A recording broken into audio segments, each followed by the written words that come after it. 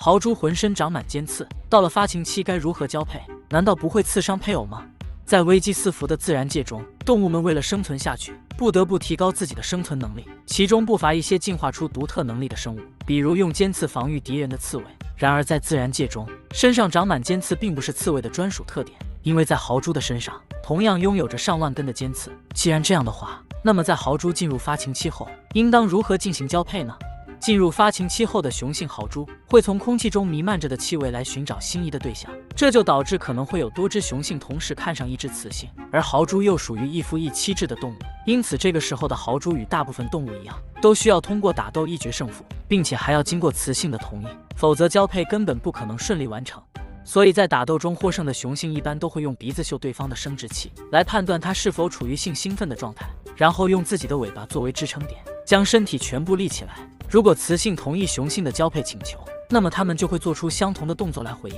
看到雌性同意了自己的交配请求，雄性豪猪就如同得到了认可，并将自己的尿液喷洒在配偶的身上，这也是一种类似于宣示主权的行为。尽管双方都有着交配的意思，但是豪猪身上的尖刺依旧阻碍着他们下一步的行动。为了不刺伤配偶，雌性豪猪需要非常配合，并且将身上的尖刺贴合在背上，而雄性豪猪为了减少自己受伤的概率，则会将交配时间控制在2分钟左右。豪猪在交配的过程中，如果不慎被配偶刺伤，会有什么后果呢？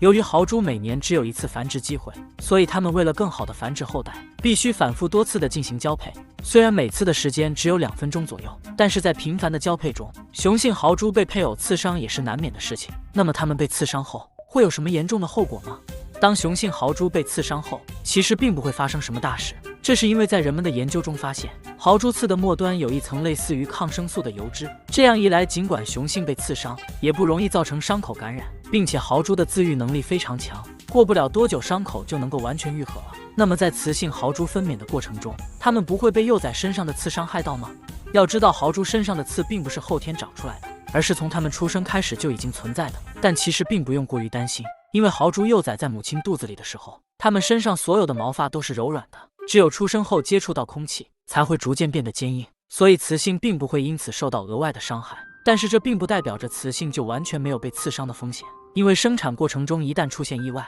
那么幼崽暴露在空气中的毛发就会逐渐僵硬，从而导致其卡在产道中无法出来。如果没有外力的帮助，雌性豪猪很有可能会难产而死。